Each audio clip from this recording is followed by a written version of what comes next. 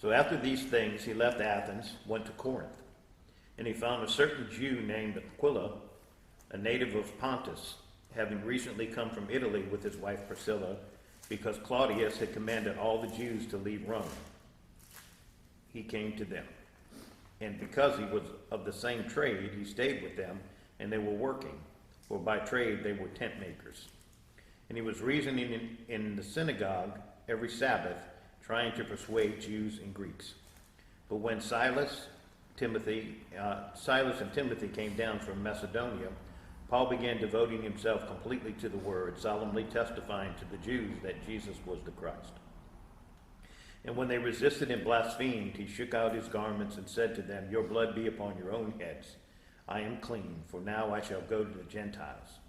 And he departed from there and went to the house of a certain man named Titius Justus, a worshiper of God, whose house was next to the synagogue. And Crispus, the leader of the synagogue, believed in the Lord with all his household, and many of the Corinthians, when they heard, were believing and being baptized. And when the Lord said to Paul in the night by a vision, "Do not be afraid any longer, but go on speaking, and do not be silent, for I am with you, and no man will attack you in order to harm you, for I have many people in this city." And he settled there a year and 6 months, teaching the word of God among them. Okay. So Paul has just left Athens, and he gets to Corinth. So Athens is known as the high intellectual area, all the thinkers, right? Kind of the things of what we call, Harvard and Yale and Oxford and all the other kind of highfalutin thinking places, right? And he goes to Corinth, and as I understand it, Corinth is the complete opposite of this. We're not talking high thinking, but real low thinking. French Quarter on steroids. French Quarter on steroids, Las Vegas on steroids. The reason why they call Las Vegas Sin City, it's that kind of thinking is this place of Corinth. What happens in Corinth? Corinth stays in Corinth. Was Corinth a harbor town? Was it a port city? Port city? I know it was a Ephesus. main trade route from. Okay. Yeah, that's what I thought. So it was a trade. So it may have been a trade route, not Yeah, necessarily. yeah. I don't think it's on the coast. Port city. It is on the coast. I don't think so. Okay, so it may have just been on the trade route. It's Isn't just that by Syria? it's right. Well, it's right there. It is a port city. It is a port. Oh, okay. Yeah. It's interesting It's that in we. Greece area, Corinth. Corinth, right there. Got you. It is. Right. Yep. Yeah.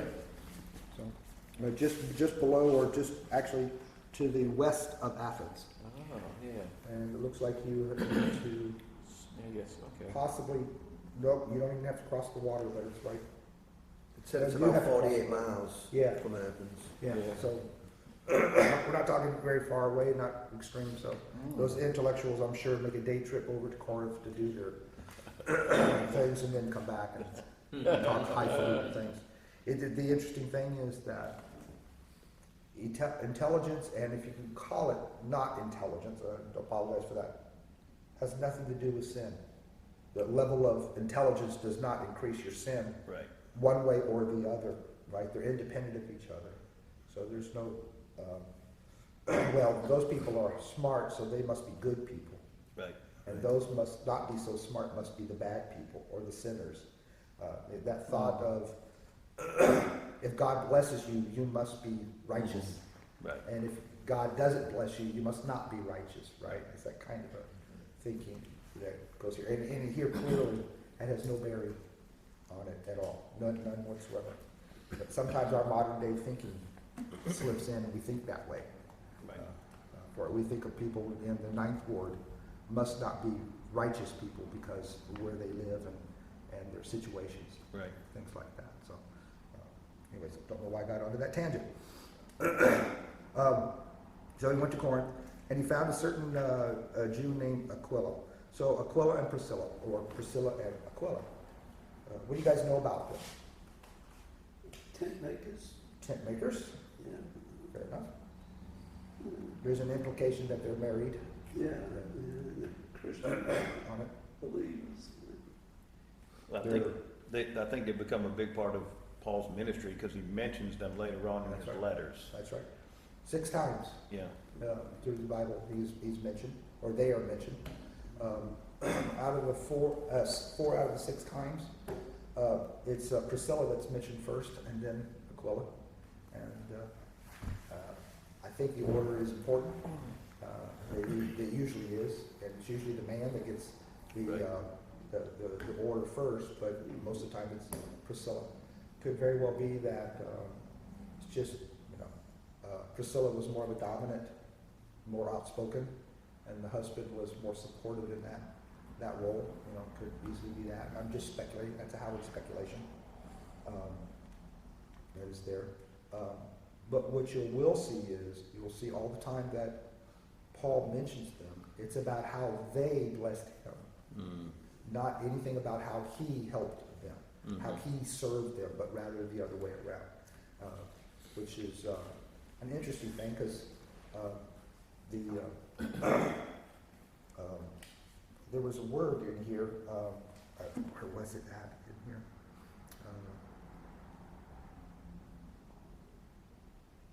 I saw it somewhere in here. It talked about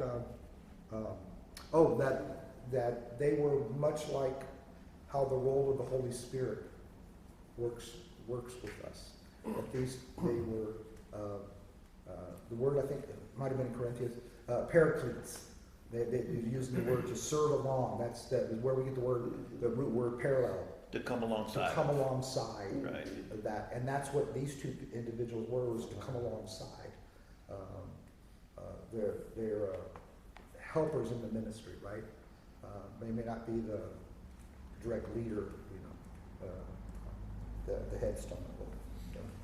So I find that interesting that they're here. Really, I kind of relate to them quite a bit because that to me is what God's calling in my life is about. Is to be a helper along, not to be the thing, right? But to Mhm. support the thing. Is what that is.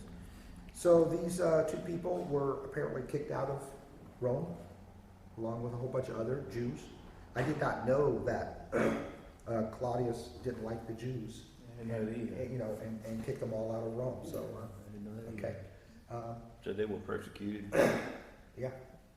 So you will see later, well, if we ever get to Corinthians in our lifetime, you will see later that they actually go back to Rome. So it's an interesting thing. Do they get in It's prison? in the I book don't of remember. Rome. Do they get?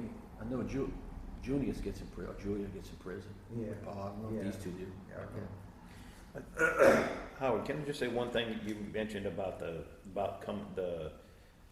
coming alongside of, and Yeah. about there being a difference between in the way that people minister. Some of them are very upfront, and some of them are, behind the scenes more when people minister. Mhm. I mean, I think of a scripture that goes all the way back to the time with David, right? When David's men, they were going to battle, and some of them stayed behind with the stuff, and the rest of the men went forward and conquered and brought the goods back. And then there was a disagreement that occurred and said, well, we'll get all the good stuff because we went and fought, you guys stayed here. And, it was David made the statement that said, no, the people that stayed with the stuff, that watched the stuff, share in the same way as the people who go forward and do it. It's the whole thing about, missionaries that go and how people support missionaries and how we're called to be different areas and support each other as brothers and sisters in Christ. So no matter what our role is. That's right. Some of us are called to be upfront, some of us are called to be Right. more supportive, so. Right. I'm sorry, I Absolutely. didn't mean to get you. Yeah, I was thinking in a sports metaphor about the whole team is not all on the field. Right, There's a lot of the team that isn't on the field. Everything from assistant coaches to the Sure. water boy.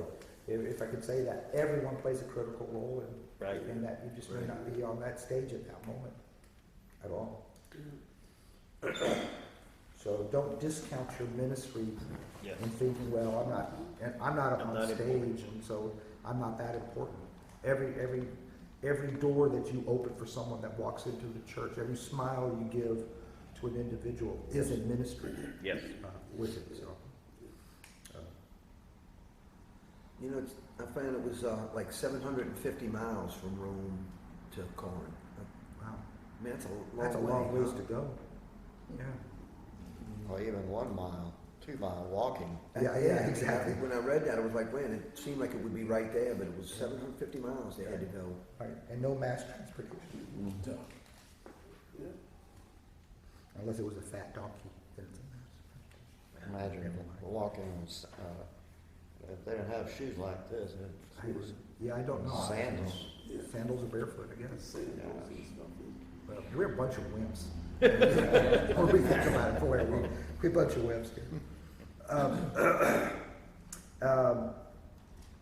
So at the end of 2, it says that he came to them, and because he was the same trade, so he knew them.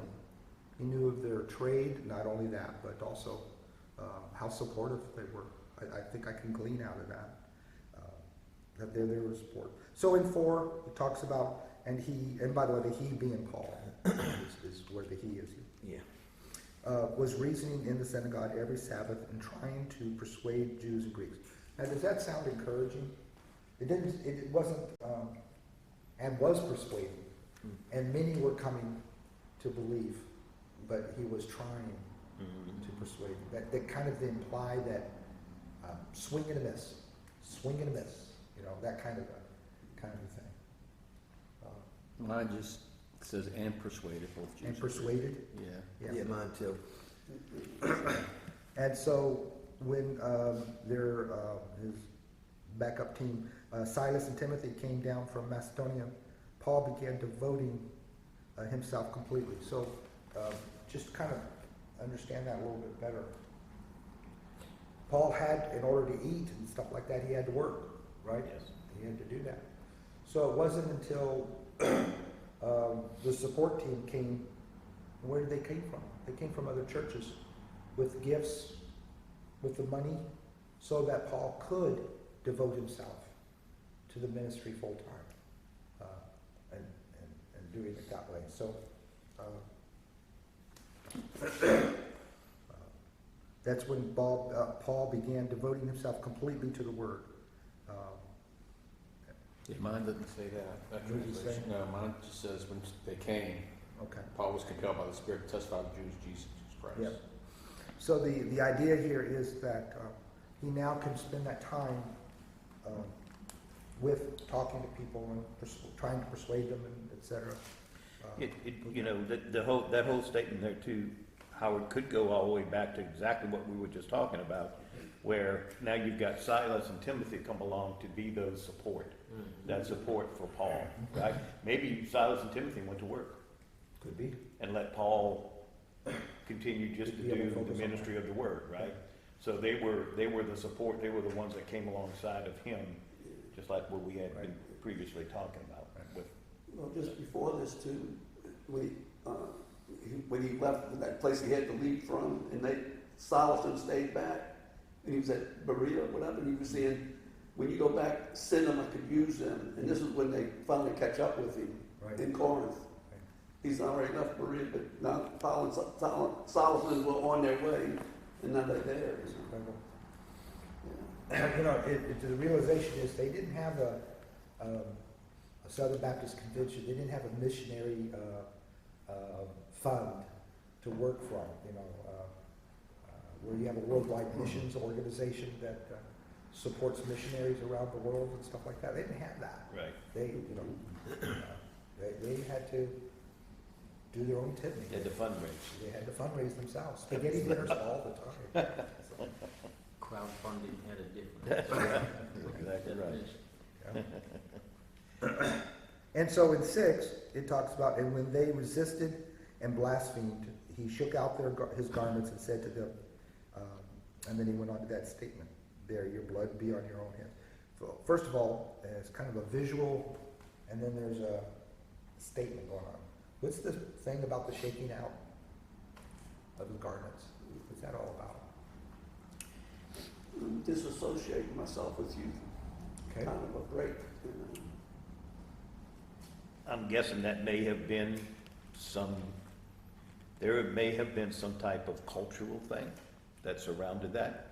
You know, I think at the time when, who was it Bush?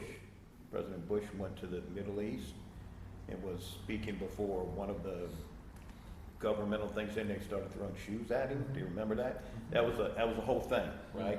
The throwing of a shoe was just like cursing Major someone insult, out. right, It's a major thing. So I'm wondering I don't know if that had something to do. Didn't they used to tear their clothes off also? Yeah, when they were lamenting or at least pretending to be upset, rent their garments, kind of thing. Yeah. So there's always that visualization of their expression. Right. It was that way. This was just shaking the dust off. Yeah. They were getting rid of anything that might have been you. Right. I'm getting rid of. I've got nothing to do with you anymore. Jesus also told them, the disciples, when he sent them out, right? If you go into a town and you're not received, shake the dust off your feet, right? And just and go on, right? Right. So what did he say? What did Paul say after he had done this thing? It's on you. Yeah. Isn't it kind of harsh though? Isn't that kind of a mean statement here to No, say? they're rebelling against God. It's not, people say, oh, I made a mistake. No, they are actually outwardly rebelling against God. Same thing with Ezekiel. If you go to Ezekiel, it's almost paraphrasing and saying, God saying, hey, you need to tell these people this, because not the blood's on your hand. I think Paul's taking reference to Ezekiel. But that's not what we do today, is it? I mean, don't we say, well, obviously we're not convincing enough people, so let's do something else. Let's water down. Let's make it more- softer, the make it more message. Let's be appealing. more appealing, Yeah. so there's not so much a resistance. Let's do more things. Right. I don't. Or beat them over the head with the, I go the Or other way too. go the other way. Right. I think Paul never really went the other way. He did his compelling. He said, that's it, I'm done. If you're going to reject it, I'm out of here. And I think sometimes and I get it, I think we go, I know I was like that for quite a while, go too far. And then you hurt the relationship. Mhm. And they're really not going to listen to you. I think you need a balance as a believer. Right. Who do you think that this was directed at? That statement. They, Hmm? when they oppose him, it says when they oppose him. Right. But the thing is, they blaspheme Yeah, God. but who was the that? Well, that's the people that did The synagogue, Jewish maybe? synagogue. Right, exactly. But remember, you had Jews and Greeks in there now. Right, but what is the next statement he says? Well, I'm just gonna go to the Greeks. It's going to Gentile now. Gentiles. I'm done. Right, so I think, and the whole idea of, the whole idea of the blood your blood be upon your own heads, right? Being that he's speaking to the Jews, right? This, the whole idea of blood plus the crucifixion plus all of that all wound up together was, bringing that whole thing roundabout to them. Yeah, it just occurred to me about the blood being, that's a common usage Right. for the Jews. I mean, Oh, they talk yeah. about the blood sacrifices in every form in which Life was in the blood. life was in the blood. The way you kill animals to eat what you had to do with the blood. I mean, on and on and on. So it's quite notable to them. So this blood, kind of implying that righteousness. You're standing with God. This is now on you. You're on standing with God, and this is all on you now, not on me. It was not my responsibility to convince you. They're dead. That's what this is all about. Yeah. Esau, again, paraphrasing the Old Testament, this is all about, hey, you're going to die. Now it's on your head. And I think you hit the Jews. What do you think the Jews were doing in there as Paul speaking? I bet you Paul was so frustrated because every point he's making, the Yeah. Gentiles are listening because they're ignorant of all this. And they're going, oh yeah. Yeah, exactly. And Paul's saying, you know what? I'm fed up with you people because all you're Exactly. doing, you're making the Gentiles who don't know any better. I never thought of that. Probably a big argument. Paul says, I'm done with y'all. I think that's why, and that's why it's the exclamation point, Yeah, right, that yeah. you see here, is that it's a point of emphasis. Paul basically said, I've had enough. I'm no longer speaking to you guys. You know, I'm gonna go strictly to the Gentiles. So you don't think it was necessarily just a Paul frustration, Oh, no, I think it was a Paul frustration. but not just a Paul? Oh, no, not just a Paul friend, yeah. It was a realization that there's a point, You and reach there your is point. no point That's to right. go any further. But you know what's funny? He still went to the Jews after this, but here's the key. Yeah. I think He as a still wants respect to for send them, them. but it's like, hey, I don't expect much, I'm gonna do my duty, and I'm out of here. Yeah. And plus also, which, I mean, they found one of the first synagogues, I think it's in Antioch, it was cool. It showed they had officials, so they had, actually, it was funny because they said, what are Christians doing in here? Right. So it's kind of like a parallel. So Paul again still went to him, knowing that there were some people who were going to believe. Right. But, you know, and I'm done. The Gentiles would just be everybody else but the Jews, right? Right, right. Well, these guys were different. They were going beyond saying, well, I disagree with you. I believe this. They were reviling and opposing. Blasphemy. Right. Yeah. So that's kind of the People next hear the level. word blasphemy, you're right. And they're like, Yeah. oh, the sin, the blasphemy is They're saying, hey, what going Jesus past said? saying, I disagree. Well, Yeah. Paul would be preaching Jesus was the Christ in the scriptures Right. and his resurrection. And yeah, they didn't. Well, they would say he wasn't even they God. did- yeah. Think about that. They say, no, he's not God. Right. What are you talking? That's the blasphemy. Right. And that's what Christ said. When you deny, you give what I do as an attribute to the devil. That means total unbelief. That's what blasphemy really is, and that's what they were doing. Yeah. And Paul says, I love Paul. I ain't putting up with blasphemy. Right. Well, that's why the legal reason why they killed him, right? Yeah, Was that he said he was God. that's right. And they said, Right. let Which was be on the- us and which our was the children. blasphemy, Another thing right? with the blood, Yeah. let his blood be on us. Be on us and everything. Man, Frank, you just nailed it. Yeah. You nailed that whole Yeah, statement exactly. about what he's saying, because that's what the Jews said. Crucify him, let his blood be on our heads. Bam. Yep. Wow. Yeah, Wow. that's awesome. That's good. Yeah. Just take an invitation and offer right there. Okay, and 7. And on our children. Mm-hmm. Yeah, on the children, which is still happening today. Wow. Be careful what you wish for. And 70, so Paul departed from there and went to the house. Just happened to be a certain man, just happened to show up. He lived next door. Exactly. The guy next door. To the guy next door. To Mr. Justice here, a worshiper of God. I like that phrase. Just if I could be known by anything as a worshiper of God, that would be a cool, thing. House was. I don't know why Luke put in whose house was next to the synagogue. I try to find Mine reasons. says, whose house joined hard to the synagogue. Yeah, to right Must have next to. been- Yeah. Yeah, but I don't know why Luke would have mentioned that. Of all the adjectives and declaratives, why that is in there, I don't know, other than well-connected is the only thing I could think of. But to also tie in with 8, and Crispus, the leader of the synagogue,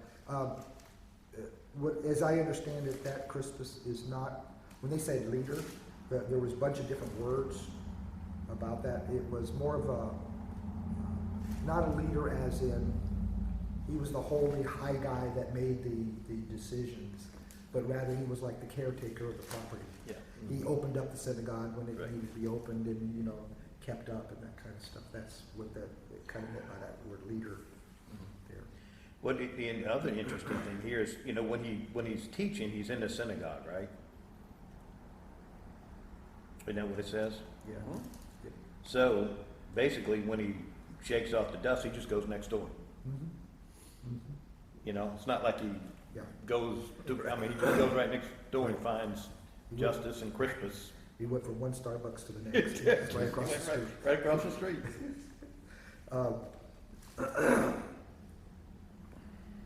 And believed in the Lord with his household. And many of the Corinthians, when they heard, were believing and being baptized. I am a little confused here. Is it Crispus that is doing this? Is it Justice that is doing this, or Paul? We know Paul's not. Paul said it. He only baptized a couple people, and none of these are on there. So I'm guessing it's the last person mentioned as we go upward in the words. It's Crispus that's doing this. He's a believer in God, and so much so that he is Yeah, it's an open-end mindset. I mean, in Corinthians, hearing, believing, we're baptized. You got to remember. I mean, it could be Silas and Timothy helping out. We just don't know. Right, Yeah, could have been I don't- solid. Because there's no name given to anyone. But I get a feeling that it wasn't Paul. Right. No, I don't. You- Well, you know Paul what I'm saying? says that. Paul, Yeah. yeah. Paul mentions who he was baptized. And the in. why I get that feeling is in verse 9. Yeah. Because then all of a sudden, and the Lord said to Paul in the night in vision, and then he says, do not be afraid any longer, but go on speaking and do not be silent. I can well imagine if this is Howard, someone had told me to shut up or get out of here. Fine, I'm just going to keep my peace, and I'm not going to say, I wash my hands of you, but at the same time, I'm also going to be quiet. I'm saying another word. That's it. And I think that's what Christ was trying to tell him here is, yeah, but don't do what you think you should be doing, and that is to be quiet. Right. Don't be quiet. He specifically says that. Right, On it. yep. Well, you got to remember also Paul, in chapters past, was beaten up, stoned, Yeah. thrown out of cities. Yeah. So I think, and again, it's just going to happen again. Yeah. Do I leave now? I mean, Paul. I mean, he's not a robot. He's wise thinking he's thinking as he goes. Says, okay, do I leave now? Like what's going to happen to me like before? So I think I like everything we got to understand. I get it, but Paul's human. He's guessing as he goes. I mean, we don't Attack always everywhere. understand everything the Lord is doing in our life. Right. And we don't, and I don't think we've ever seen Paul react like he does in verse 6, right? In this, in verse 6 is a frustration. I mean, this is something where he's telling them, Well- your blood be on your head. Right. So, I mean, it's, yeah, but he's piled up because Athens was the same problem. right. He had So just left once. It's kind of a cumulative thing. Yeah. So here's Jesus basically saying, hey, I understand what you're going through, but don't let this be a deterrent to what I've called you to do. Continue to speak like you've been called to speak. Right. So he gave him directive, and in 10 he says, for I am with you. I mean, just take that phrase right there, for I am with you. Mhm. Just over and over and over again. God is with me. All right. And no man will attack you in order to harm you, for I have many people in this city. I have many people. It's that remnant, if you will, that people that are still there. I have many people in that city to help you. It's like Elijah. I go back to Elijah. So many times I think people need to understand Paul, in a sense, was like a prophet. And you know what happened in the Old Testament prophets? Yeah, They were not treated too well. No. And you go back to Elijah. Elijah, I'm leaving.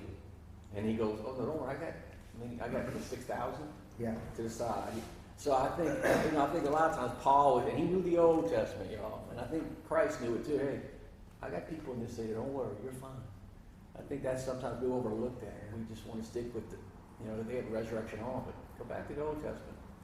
I think Paul needed that assurance because, you don't care how holy you think you are, sanctified you are, pain hurts. Yeah. It does. It might be saying, I have many people in the city that's hearts are prepared to hear this message you're That's about to what I was bring. Oh, yeah. Yes. Yeah, Yeah. absolutely. That's true. That's I true didn't think too. about it that way. That's true too. Yeah. Yep. Yeah, open lives ready to come. And then he closes with, in this section here about, I guess he was so reassured that he Yes. Paul, settled for 18 months. Right. Because this also is very not typical Right. of Paul, right? Actually, Paul- that's the longest, Yeah. his longest stay is here at Corinth, of all of his journeys here. I wanted to read something to you, just when reading through these lyrics to the song, just popped back in my memory, something we had done a long time ago. And the lyrics is called, the song is called "God Will Make a Way," and it says, "God will make a way where there seems to be no way. He works in ways we cannot see. He will make a way for me. He will be my guide, hold me closely to his side. With love and strength for each new day, he will make a way.